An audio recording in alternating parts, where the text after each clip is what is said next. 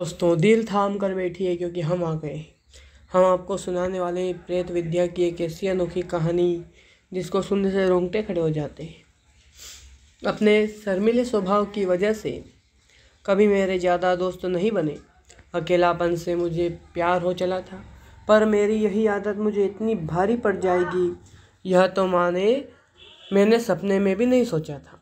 12वीं कक्षा का मध्यांतर था, छुट्टियां चल रही थी। अकेले अकेले बोर होने की वजह से मैं टाइम पास के लिए मेली विद्या की किताबें पढ़ना शुरू कर दिया। उन किताबों में बहुत सारे मंत्र लिखे थे। वशीकरण करना, किसी को बुखार चढ़ाना, उल्टियाँ कराना, लोगों के बीच झगड़े लगवाना, ऐसे कई टोटके करने के मंत्र उन बुक्स में बताए गए थे। पहले तो मुझे विश्वास नहीं था कि ऐसा हो सकता है, पर मैंने खुद एक आध दो मंत्रों का खुद पर ही प्रयोग किया। जब मुझे एहसास हुआ कि यह तो वाकई में असरदार है, मैं दिन में 8-8 घंटों तक भूत, प्रेत, पिशाच, डायन, काली विद्या, मेली विद्या से जुड़ी किताबें पढ़ने लगा। 2 महीने की छुट्टियां मैंने इसी काम में बिता दी। मेरा स्कूल का 3rd सेमेस्टर शुरू हो गया। स्कूल में घुसते ही मैंने अपने सहपाठियों पर मेली विद्या आजमाना शुरू कर दिया। जो टीचर डांटे वह गया। एक दिन तक उसका माथा में दुखा देता। कई दोस्तों पर गुस्सा आने पर मैंने उन्हें क्लास में ही खून की उल्टियाँ करवा दी। दोस्तों को तो छोड़ो, मैंने अपने पापा पर भी एक जादू टोना किया था, जिसके प्रभाव से वह मुझे कभी पैसे देने से मना कर नहीं पाते थे। मैंने घोर साधना करने वाले तांत्रिकों से संपर्क किया और उनको अपनी तंत्र मंत्र वाली शक्तियाँ दिखाई। उन्होंने कहा कि अगर भूत प्रेत की साधना करूं तो और भी शक्तियाँ पा सकता हूं। मैं फ़ौरन तैयार हो गया। उन लोगों ने मुझे भूत साधक मंत्र दिए। साधना शुरू करने के तीसरे दिन ही मेरे घर में भयानक आत्माएं घूमने लगी और मेरे मंत्रों पर जैसे गुलामों की तरह नाचने लगी।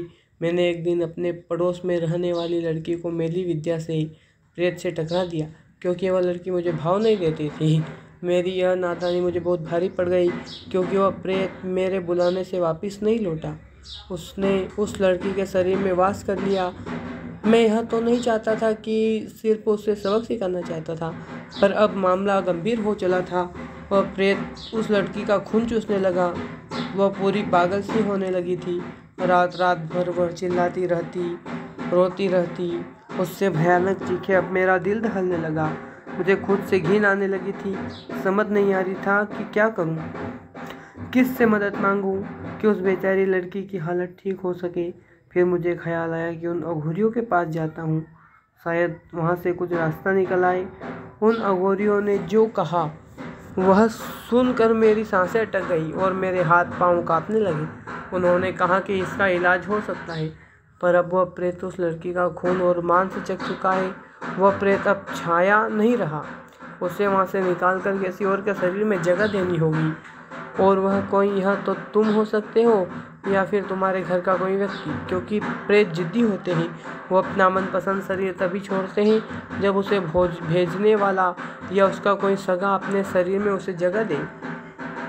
और उस अघोरी ने यह भी कहा कि प्रेत के चंगुल से लड़की कुछ ही दिन जी पाएगी और मरते ही वह भी प्रेत ही बनेगी, और तुम्हारे शरीर में रहने और तुम्हारा मांस खाने, खून पीने से उससे का अधिकार होगा, क्योंकि तुमने उसे प्रेत पर छोड़ा था।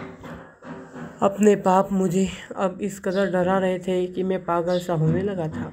मैंने फैसला किया कि उस प्रेत को मैं अपने ऊपर लूँगा। इस काम में उन अघोरियों ने मेरी मदद की। वही लोग उस लड़की के घर गए और उस बेकसूर लड़की को उस प्रेत से आज़ाद कराया।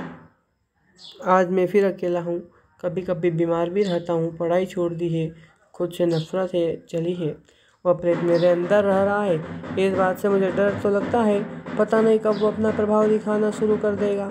उन अघोरियों ने कहा है कि वक्त मनोबल मजबूत है, इसके लिए प्रेत प्रभाव नहीं दिखा रहा है, पर वह मेरा मांस खाकर और खून पीकर धीरे धीरे प्रबल होगा, और फिर मेरे कमज़ोर पड़ने पर वह तांडव मचाना शुरू करेगा। मैंने उन अघोरियों से पूछा था कि इस प्रेत को मुझसे दूर करने का और कोई उपाय, यानी कि कोई उपाय है। तब उन अघोरियों ने कहा, बेटा, यह तो तेरे कर्मों की सज़ा है। जब तक तेरे पापों की भरपाई नहीं होगी तब तक तुझे इस बला से छुटकारा नहीं मिलेगा। हाँ, अगर तू और गहरे पापों के तलदल में उतरना चाहता है तो अपने परिवार के सदस्य को चुन ले जिस पर तू इस भयानक प्रेत को छोड़ सके।